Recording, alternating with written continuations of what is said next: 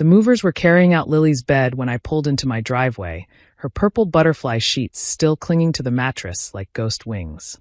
My mother-in-law stood on the porch directing them with the efficiency of a general, her pearl necklace catching the afternoon sun as she pointed toward the moving truck. I sat in my car for exactly 3 heartbeats, watching them dismantle my daughter's sanctuary, before I realized Margaret had planned this.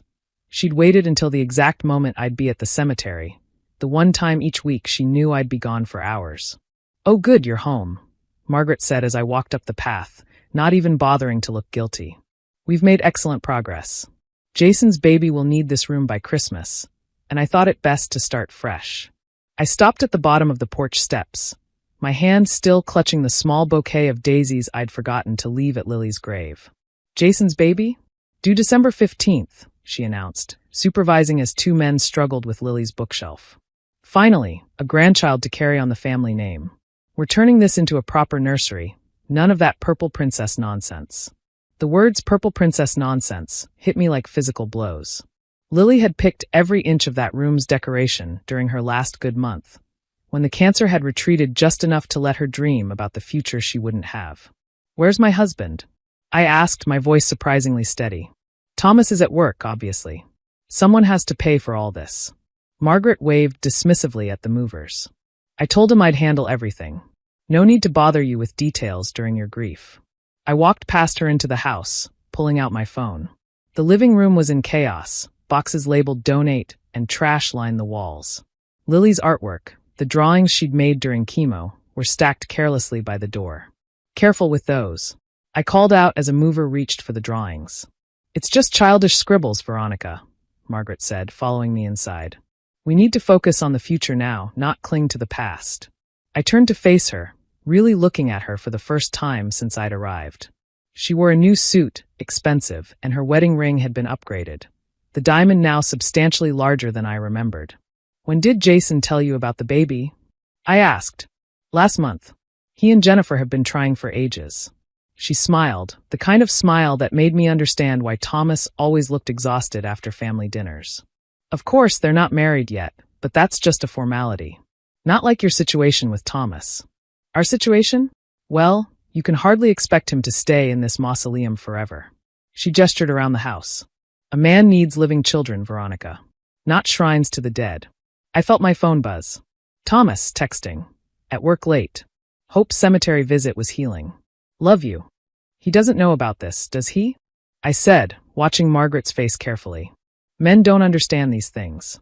They need us to make the hard decisions." She picked up one of Lily's stuffed animals, a worn elephant named Mr. Peanuts. "This can go to charity. Some living child might enjoy it." I took Mr. Peanuts from her hands. Lily had slept with him every night, even in the hospital. Even on the last night.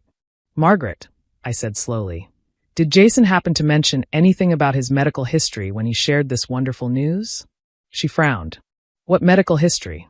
He's perfectly healthy. Unlike." She trailed off, but we both knew she meant unlike Lily. "The vasectomy he got 3 years ago?" I watched her face shift. "When he and his first wife decided they didn't want children, Thomas went with him for the procedure. They made a whole weekend of it, golf trip to cover the recovery time." "That's ridiculous. Jennifer's ultrasound." "Oh, I'm sure Jennifer's pregnant." I scrolled through my phone, finding the family group chat. Just interesting timing, don't you think? Jason divorces Melissa, immediately starts dating Jennifer, and suddenly there's a miracle baby. Margaret's perfectly composed face cracked slightly. "Are you implying?" "I'm not implying anything." I pulled up another app on my phone. "But since you're so interested in the future, let's talk about housing arrangements. You are aware that this house is in my name, right?" "The family home should stay in the family," Margaret said stiffly. "It is in the family. My family. My grandmother left it to me. Thomas moved in after we married, but the deed never changed." I showed her the property records on my phone. "So while I appreciate your initiative in helping Jason prepare for fatherhood, he'll need to find his own nursery space. This is Thomas's home. This is my home. Thomas lives here because I love him and we're married. But that doesn't give you the right to dismantle my daughter's room while I'm visiting her grave." A mover appeared in the doorway. "Ma'am? The lady said to ask you about the toy chest? It's heavy, gonna need both of us." "Put everything back," I said firmly. Everything goes back exactly where it was. Now wait a minute, Margaret started. No, you wait. I stepped closer to her, close enough to smell her expensive perfume, the same scent she'd worn to Lily's funeral. Do you know what I was doing at the cemetery today? I was telling my 6-year-old daughter about her cousins.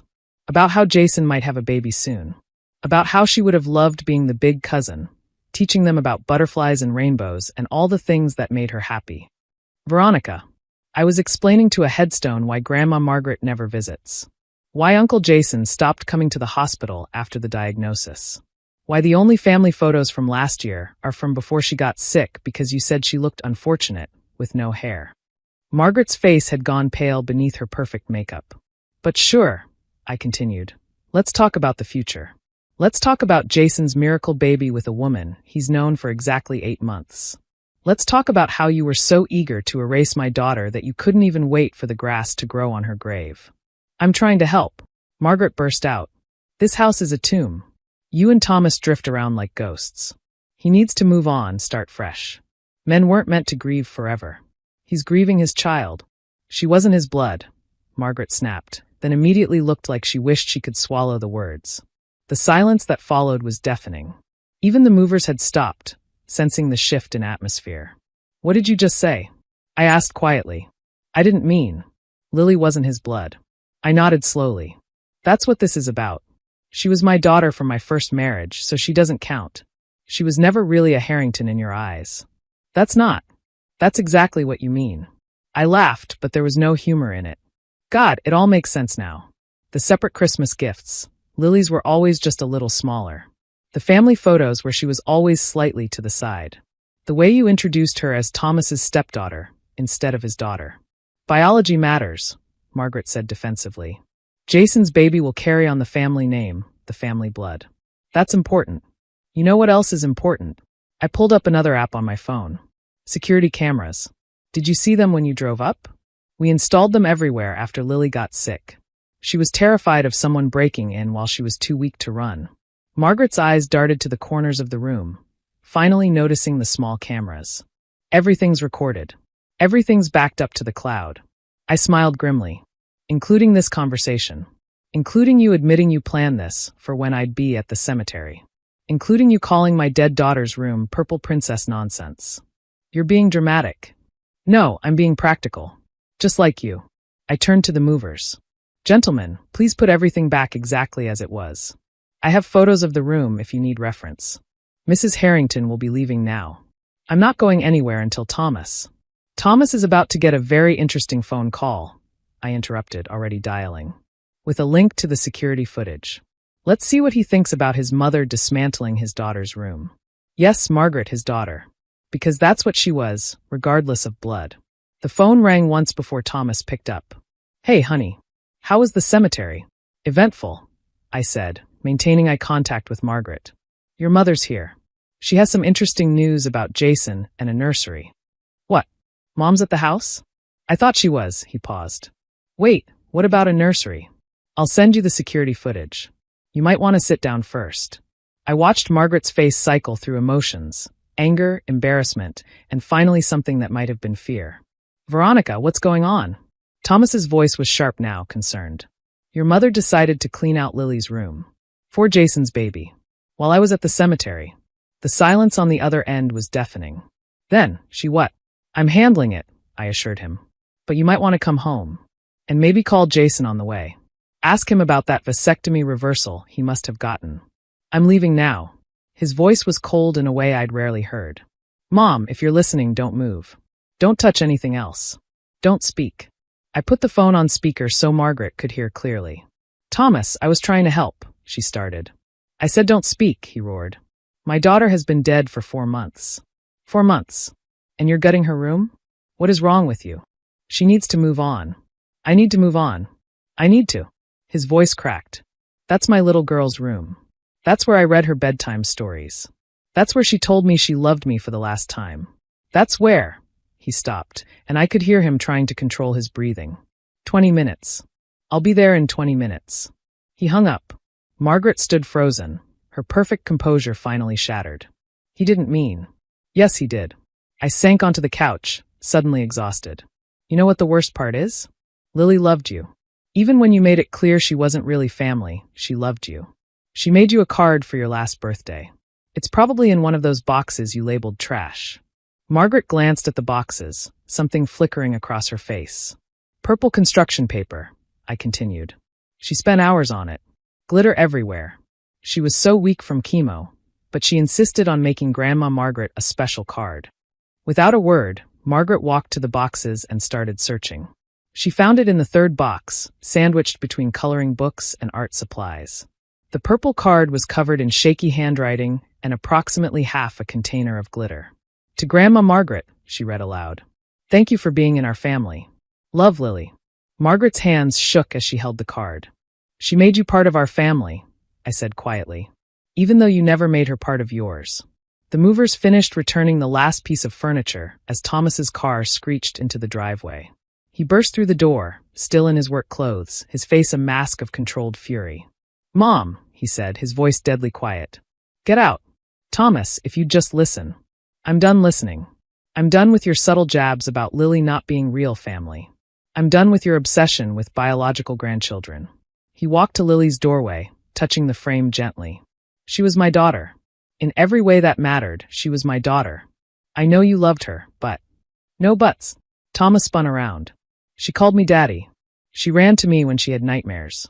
I held her hand through every treatment, every procedure. I was there when she took her last breath. Don't you dare tell me she wasn't my real daughter. Margaret clutched the purple card to her chest. I just wanted you to have a future. My future died 4 months ago, Thomas said brokenly. Part of it, anyway. The part where I got to watch her grow up. Graduate. Get married. Have kids of her own. That future is gone. Jason's baby. Can have their own room. In Jason's house. With Jason's money. Thomas walked to the door and held it open. Leave. Now. And if you ever touch anything in this house again without permission, you'll never see us again. You don't mean that. Try me. His voice was steel. Veronica is my wife. This is her house. Lily was our daughter. You've disrespected all 3 of those facts today. Margaret looked between us, perhaps finally understanding what she'd destroyed. She walked to the door, still holding Lily's card. The card stays, I said firmly. She handed it to Thomas, who took it like it was made of spun glass. Without another word, Margaret left, her expensive heels clicking down the walkway. Thomas and I stood in the sudden silence, surrounded by boxes and displaced furniture. He walked slowly to Lily's room, taking in the half-restored space. I'm sorry, he whispered. I should have known she'd do something like this. You couldn't have known. She's been hinting. About moving forward, about Jason's girlfriend, about fresh starts. He picked up Mr. Peanuts from where I'd set him down. I just never thought she'd be this cruel. What about Jason's baby? I asked gently. Thomas laughed bitterly. There is no vasectomy reversal. I golf with Jason every month. He's terrified of being a father. Always has been. If Jennifer's pregnant, it's not his. Your mother's in for an interesting Christmas then. She can spend it with Jason and his miracle baby. We won't be there. He pulled me into his arms, burying his face in my hair. I'm so sorry, Ver. She had no right. We spent the rest of the evening putting Lily's room back exactly as it was. Every stuffed animal, every drawing, every book returned to its place. Thomas found the butterfly mobile Lily had made in art therapy and rehung it by the window. As the sun set, painting the room in soft purple light, we sat on Lily's bed together. The space still smelled faintly of her. Strawberry shampoo and vanilla lotion, the sweet smell of childhood cut short. She would have been a great big cousin, Thomas said quietly. The best, I agreed. She would have taught them all about butterflies. And rainbows. And how to make the perfect glitter card. He smiled through his tears. Even for grandmothers who didn't deserve them. My phone buzzed. A text from an unknown number. This is Jennifer. Jason's girlfriend. Could we talk? I think there's something you should know about the baby. I showed Thomas the message. He sighed, looking older than his 35 years. Tomorrow, he said. We'll deal with that tomorrow. Tonight, we sat in our daughter's room, surrounded by purple walls and butterfly dreams, holding each other in the space between grief and whatever comes after. Outside, Margaret's car was long gone, but Lily's purple card sat on the dresser, still shedding glitter like fairy dust, a testament to a little girl who loved more generously than she was loved in return. The room would stay exactly as it was. Not a shrine, but a promise. A space held sacred in a house that was ours, in a family we chose, for a daughter who was real in every way that mattered. And if Margaret ever understood that, it would be a miracle greater than any suspicious pregnancy or fresh start could ever be.